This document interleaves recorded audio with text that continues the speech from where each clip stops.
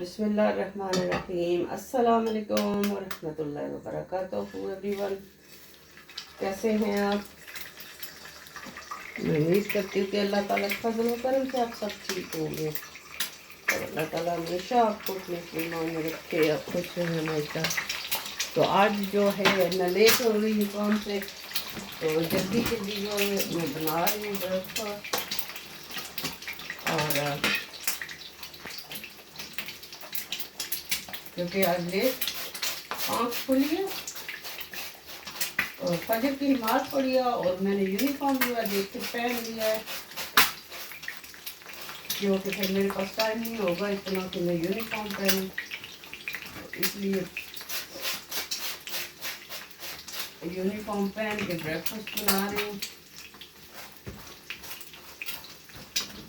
ये हो गए दो,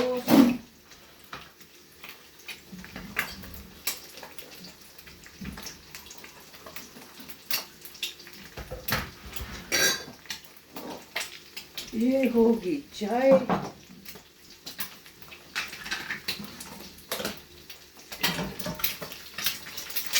ये हो गए एग्स,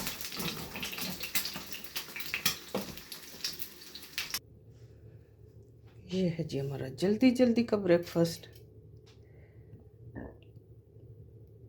तो अभी हम ब्रेकफास्ट करती हूँ तो जाती हूँ काम पे, फिर वापस आके I will see you after work. Thank you very much, bye bye.